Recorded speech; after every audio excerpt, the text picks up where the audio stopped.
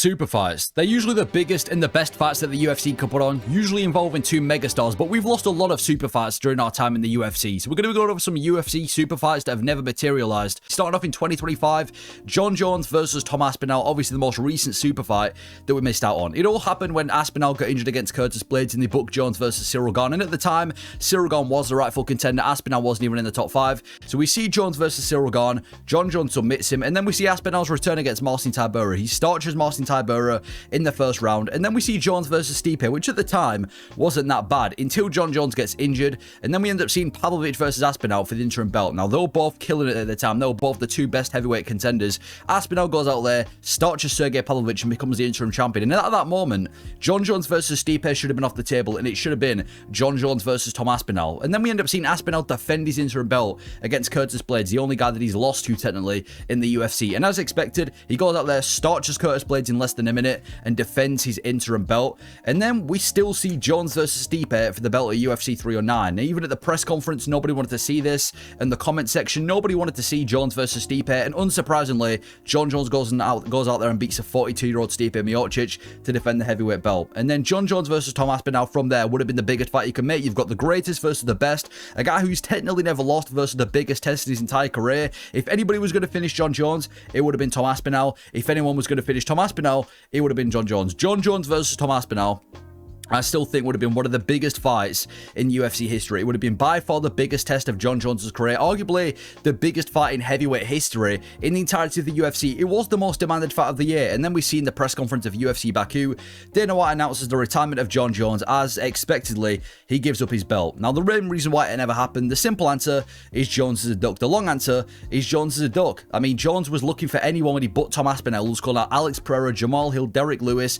but he never wanted Tom Aspinall because he knew that Aspinall was a horrible fight, and he probably would have got starched in the first round. My hypothetical prediction for this super fight would have been Aspinall by KO. I do think Aspinall would have starched him, and I think Jon Jones deep down knows that, which is why he didn't want to risk his legacy by taking on Tom Aspinall. So the most recent super fight that we missed out on was Jones versus Aspinall. I still wish this fight would have happened. It would have done massive things for both of their career, especially the winner, and just the heavyweight division in general, but Jon Jones didn't want any part of Aspinall. That's a super fight that we lost. Another one we lost in 2025, Islam Makhachev versus Ilia Tapori. This is one of the most 50-50 fights you could have made in the UFC, the definition of the best versus the best. Makhachev, who's knocked out Volk, versus Tapori, who's knocked out Volk. Makhachev, who's finished Oliveira, versus Tapori, who's finished Oliveira. Makhachev, one of the best submission artists in the UFC right now, one of the best grapplers, who's had massively improved striking, against Tapori, one of the best strikers in this division, who comes from a grappling background. Pound for pound number 1 versus pound for pound number 2. This would have been the biggest fight in modern UFC history. 2 stars, and I truly believe that if they was able to pull off Makhachev versus Tapori, it was the fight everybody wanted. The hardcores, the casuals, similar to Jones and Aspinall, one of the most demanded fights of the modern generation. Now, the main reason why it never happened is because, well, I mean, it's Belal Muhammad's fault. He ends up losing to Jack Della Maddalena, and we all knew that Makhachev wanted to move up to the welterweight division, didn't want to move up if Belal was the champion. So the second that JDM was the champion, we're now going to see Makhachev move up, and we saw Oliveira versus Tapori instead for the lightweight belt, as Makhachev vacated and is now moved up to the 170 division. But you never know. If Tapori can keep defending at 155 and Makhachev can win the welterweight belt, we might see Tapori move up to welterweight, and we might see this fight in the future. But as of right now, it's off the table. My hypothetical prediction for this fight, after seeing what Tapori's just done to Oliveira, I think Tapori has started him. No confidence in this pick at all, but I feel like Tapori's on an absolute roll right now. I can see him catching Makhachev, who we've seen in close dogfights before. I'm picking Tapori, but another fight that we ended up missing out on. Another one is Alejandra Pantoja versus Demetrius Johnson. You've got DJ, who's considered the greatest flyweight of all time, arguably the greatest of all time, against Pantoja, who's the greatest flyweight of this generation. Yeah, Pantoja just seems to be killing it, and he was killing it in 2024, you know, just beating every flyweight contender. He was lapping the division. There wasn't any competition for Pantoja. He was just, and he still is, just completely lapping the flyweight division. There ain't no competition. He owns the UFC flyweight division. We even had to bring up Kaya Sakura from Rising, and he finishes Kaya Sakura. And then after beating Kaya Sakura, he got to the mic and he calls out Demetrius Johnson, and immediately this was the biggest fight we could have made in flyweight. I think this would have been the biggest fight in flyweight history. Everyone was hyped over this fight. Now, the main reason it never happened is because Demetrius Johnson just simply didn't want to. He's been retired for a few years. He didn't want to come back. He doesn't need it for the money. He doesn't need it for his legacy. So simple answer is Demetrius Johnson just didn't want to come back. My hypothetical prediction would have been probably Demetrius Johnson by decision. I still think he's the most skilled flyweight in history. It would have been a super skilled fight. Prime Pantoja versus current DJ. I just feel like the skill of Demetrius Johnson and stylistically, we were just good everywhere the fight went. I feel like he would have been able to maneuver a win over Alejandra Panto, but we'll never know because the fight just ain't going to happen. 2023, Francis Ngannou versus Jon Jones in the heavyweight division. Now, this would have been a generational fight. This was like the Tom Aspen versus Jon Jones fight of the 2023 era, or even just below the 2023 era. This was a massive fight. Francis Ngannou, the heavyweight champion, versus Jon Jones. Two of the biggest stars in that, around that area at the time. You've got Jon Jones, who at the time had just vacated his light heavyweight belt after dominating the division, and he was on a bulk to go to the heavyweight division. So we all thought Jones was going to move to heavyweight anyway, and he's been saying that he wants to move up to the heavyweight division and win the belt. And then we see Francis Ngannou goes out there against Stipe Miocic, absolutely flatlines Stipe Miocic, and suddenly now Jon Jones is demanding a shit ton of money and basically saying that he doesn't want to fight Francis Ngannou unless he gets paid an absolute bag, kind of reminding me of the Tom Aspen situation. So then we see Francis Ngannou versus Ciryl Gane. Ngannou beat Ciryl Gane, which was supposed to be Jon Jones, and still no sign of Jon Jones. And then the second that Francis Ngannou in the UFC seemed to have a bit of a dispute, Francis Ngannou ends up leaving the UFC. All of a sudden, Jon Jones is now ready to fight and comes back, and he gets booked against Ciryl Gane and obviously beats Ciryl Gane. The main reason it never happened is because Jon Jones, he said he wanted the heavyweight belt, and Ngannou's the champion. Suddenly now he wants a lot more money, he gets the bigger offer, and now suddenly he needs to bulk for 3 years, and the second that Francis Ngannou leaves, Jon Jones comes back. So my hypothetical prediction for this fight would have been Francis Ngannou by KO. I think he's a terrible matchup for Jon Jones. He can grapple, he's a better boxer than Jones, and he has generational power, the hardest hitter in UFC history. I think he'd have found the chin of Jon Jones, and if you want to argue that, well, we didn't ever seen it, because similar to the Aspinall situation, Jon Jones managed to maneuver himself out of a fight with Francis Ngannou by waiting until he left, and then then that's when Jon Jones came back. 2020, Conor McGregor versus Jorge Masvidal. To this day, I still believe that this would have been the biggest fight in UFC history, at least one of the biggest fights in UFC history. We just saw Conor McGregor after when this fight was about to be made. He was coming off the biggest fight in UFC history with Khabib, but he was moving to the welterweight division anyway. And at this time, Masvidal was a superstar because in 2019, he'd slept Darren Till in London. He'd had that big rivalry with Ben Askren, which was one of the best rivalries of 2019. Everyone wanted to see the fight, and he gets the fastest KO in UFC history against undefeated Ben Askren. He then main events against Nate Diaz, which was a super fight. Obviously, Nate Diaz is a superstar. Masvidal was a superstar. It was, the perfect fight for the BMF belt, and he goes out there and beats the absolute crap out of Nate Diaz, putting on an amazing performance, and ends up technically finishing. It was a doctor stoppage, but he gets to finish to win the BMF belt for the first time against Nate Diaz. At the time, Masvidal versus McGregor would have been the biggest fight in UFC history. I still believe that because of the personalities of both of them and the run that they were up, not the run because McGregor was coming off a loss, but he just had the biggest fight, this would have been massive. I think if they did Masvidal instead of Donald Cerrone, because yes, he was in 2020, but early 2020, it could have still taken place in front of a crowd. Masvidal versus McGregor would have made a shit ton of money. The main reason it never happened was because obviously we saw McGregor versus Cerrone. McGregor finishes Donald Cerrone, and then we see Usman versus Masvidal for the undisputed belt. Usman ends up winning, so already momentum kind of killed things. And then we have COVID, which kind of messed things up, and just the timing of the matchup never kind of came into fruition. My hypothetical prediction would have been Masvidal by TKO. Masvidal's a big welterweight, and McGregor obviously, and nowadays he's huge, but I feel like Masvidal would have been quite big for Conor McGregor, and on top of that, Masvidal was killing it at the time. McGregor, that was the beginning of the downfall. He did end up beating Donald Cerrone, but I feel like Masvidal would have beat the crap out of McGregor at 170 at the time. But the build-up that they would have both had, the trash talk, the fact that they were the two biggest stars at the time, and the way their careers were going, I think that would have been one of the biggest fights, and the UFC heavily fumbled by missing out on that fight. Jon Jones versus Israel Adesanya. There was actually a time where these guys were kind of hypothetically matched up, and this fight could have happened. There was rumors of this fight taking place online. Dana White was talking about this fight. There was even odds about a hypothetical matchup between Jon Jones and Israel Adesanya at light heavyweight. This was one of the biggest super fights they could have made back then. Adesanya at the time was 20-0, undefeated, had just absolutely dominated Paulo Costa, and was obviously starting his middleweight run. And Jon Jones at the time had just beat Dominic Reyes, and like similar to Adesanya, was dominating the light heavyweight division. And there was even talks, Jon Jones was calling Adesanya, he said it was scared of him, basically shit talking Adesanya, and it would have been massive. Jones was a superstar, Adesanya would have been was an undefeated start. It would have been a huge fight. The main reason it never happened was because we ended up seeing Adesanya move to the light heavyweight division after Jones vacated against Jan Blachowicz, and he got beaten by Jan Blachowicz. Jan Blachowicz looked pretty good against Adesanya, got the win. and handed Adesanya his first loss. And immediately after that, the kind of fight between Jones and Adesanya was called off because I think most people knew that Jon Jones would have ragdolled him. And also, Jon Jones was bulking to go to the heavyweight division. So I think my hypothetical prediction would have been Jon Jones by submission. Yeah, I think looking back at it, Jon Jones would have been playing with his food with Adesanya. Adesanya might have been a tricky test on the feet, but I feel like Jones would have got a hold of him, taking him down, and eventually within the first couple of rounds found the submission against Israel Adesanya. But there was a time when this was a big fight. Two massive stars. Adesanya was undefeated in the middleweight division. Obviously, Jones was still, well, had just vacated his belt. This could have happened, but ended up not happening. 2019, Khabib Nurmagomedov versus Tony Ferguson. This is one of the most frustrating ones of them all, because in Khabib's career and obviously Tony Ferguson's career, they were scheduled to fight not once, not twice, not 3 times, not 4 times, but 5 different times.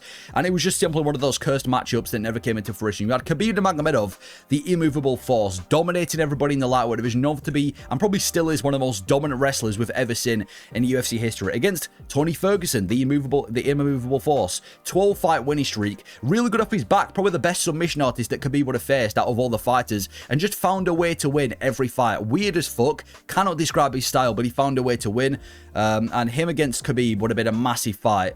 But why it never happened? Main reason, well, the first time it was cancelled was because Khabib had a rib injury, so it never went through. Second time, Tony Ferguson had a knee injury. Third time, Khabib had weight cut issue, so the fight was cut short. Fourth time, Tony Ferguson trips on a wire, so the fight never goes through. Fifth time, COVID-19 stops the fight from taking place, and instead we see Ferguson against Gaethje, and Gaethje beats the crap out of Ferguson. My hypothetical prediction looking back would have been Khabib by some sort of TKO. I do think Khabib would have absolutely mauled Tony Ferguson, but it still would have been a super interesting fight, because this was prime El Kukui, who was dominating everybody in his path. He beat everyone, everywhere the fight went. His grappling was elite, his striking was elite. I know technically you can argue this wasn't prime Ferguson, because I'd say prime Ferguson was the one against Rafael dos Anjos, but still, Khabib and Ferguson in 2019 would have been massive. 2018, Daniel Cormier versus Brock Lesnar. Yeah, this all happened with Stipe versus DC for the belt, where DC ends up getting a massive underdog KO win over Stipe and ends up becoming the heavyweight champion of the world. And 2 years prior to that, before, we saw Brock Lesnar beat Mark Hunt at UFC 200, and then we see DC rock the octagon, call out Brock Lesnar. Brock Lesnar steps up in the cage, pushes DC, and we all thought this was a fight that was going to happen, and this would have been a fire fight for multiple reasons. I mean, just imagine the build-up. You've got a WWE-like personality in DC, a literal WWE star in Brock Lesnar. They both would have sold the shit out of the fight. They both come from a wrestling background. They were both, well, champions and former champions of the UFC. DC versus Brock Lesnar would have been a massive fight, and it would have attracted so many different fans, the casual fans because of Brock Lesnar, the hardcore fans because of the DC. It would have been huge. Main reason it never happened was because Brock Lesnar had his sights set on WWE. I mean, it makes sense. There was a lot more money in WWE than the UFC, and on top of that, he was probably juiced to the gills, just like he was against Mark Hunt a few years back. So we ended up seeing DC versus Derek Lewis instead. My hypothetical prediction would have been DC by some sort of TKO. Yeah, Lesnar at this time, I don't think he was fit to fight in the octagon, especially against the best at the time in DC. I feel like DC would have probably mauled Brock Lesnar, but it's still the size of Brock Lesnar, how much of a behemoth he was in the heavyweight division, and the fact that, obviously, you know, it just would have been a sick fight.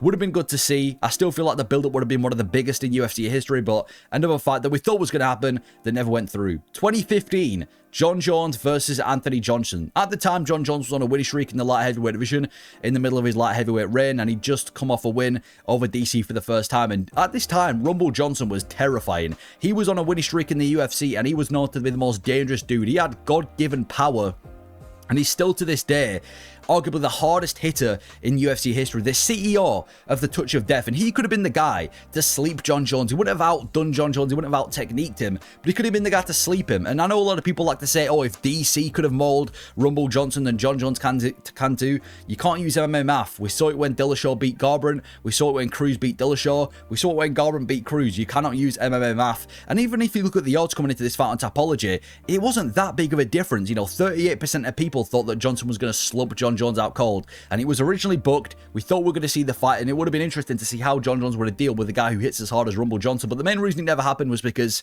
it was Jon Jones being Jon Jones. He ends up getting released for felony charge after a hit and run, and Jon Jones, back to do his normal thing, gets stripped from the belt for his personal life, and we end up missing out on Jones versus Johnson, and instead we see DC versus Johnson, where DC ends up choking him out, and then we see Jones versus OSP for his next fight anyway. So the hypothetical prediction would have been Jon Jones by TKO.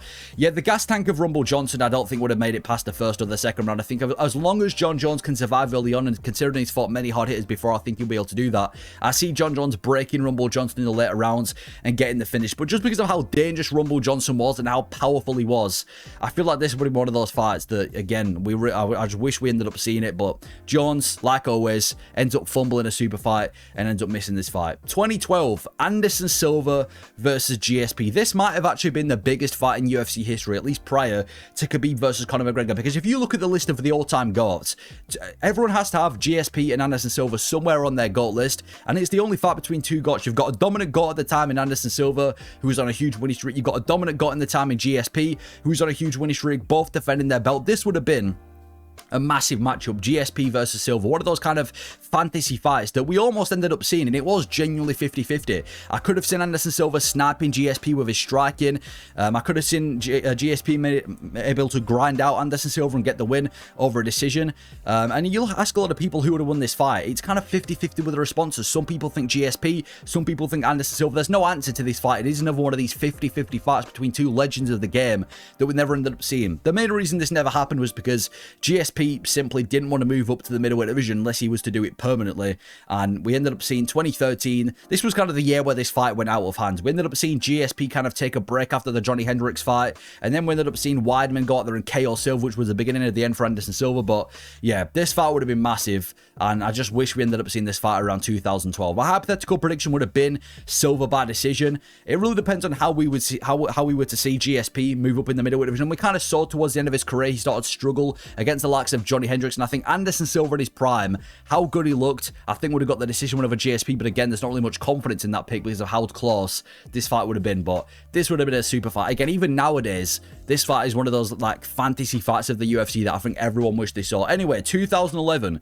Jorge Aldo versus Dominic Cruz. Yeah, similar to the Silva versus GSP situation. You had a dominating featherweight coming from WEC in Jorge Aldo. You had a dominating bantamweight in Dominic Cruz. Both of these guys coming from WEC, and again, it's kind of like the featherweight version of Silva versus GSP. At the time, Aldo was the hottest guy in the UFC, coming from WEC, blasting people. And then you've got Dominic Cruz with his awkward striking style that managed to make him a champion in the UFC. Again, one of those fantasy fights between Aldo and Cruz, both on the rise, just defending their belt. This would have been a massive fight too. This would have been a huge fight for the UFC. And the main reason it never happened was because, I mean, we got close to seeing this happen. I do believe we would have seen this fight happen, but eventually, injury takes place for Dominic Cruz. Dominic Cruz gets an injury. He has to give up the bantamweight belt, and yeah, he's going to be out for a couple of years. And he did come back in 2014 to chase the belt to Dominic Cruz. He went on a bit of a run, managed to beat TJ Dillashaw and Uriah Faber. Ended up seeing Conor McGregor go out there and slump Jorge Aldo. And after that, it was kind of the beginning of the end for that fight. The hypothetical prediction would have been Jorge Aldo by decision. I think prime Aldo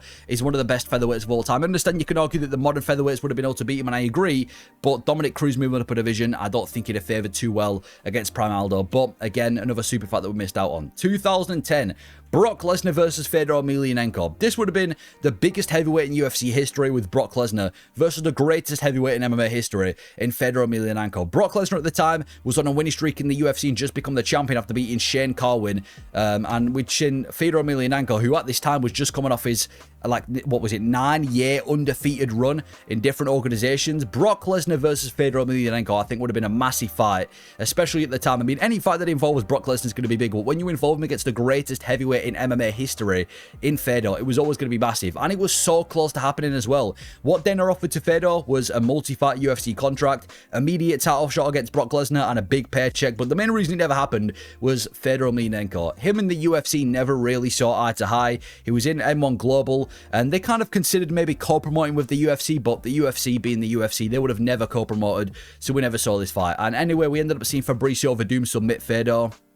We ended up seeing Cain Velasquez finish Brock Lesnar, and that was kind of the end of talks between Lesnar and Fedor. My hypothetical prediction would have been Fedor by KO. Brock Lesnar was good, and especially for, the fact that he came over from WWE and was able to become a UFC champion in the time that he was. But I think Fedor Emelianenko would have beaten him everywhere the fight went. He would have knocked him out on the feet, way too athletic for a heavyweight. And when it comes to the grappling department, even though Lesnar was a pretty mean wrestler, you ain't out grappling Fedor. He would have found a submission. So I believe Fedor would have won that fight. But those are some UFC super fights that never materialized. Let me know if I've missed any of these super fights out across the years, and let me know which one you would have wanted to see the most. Thank you for watching.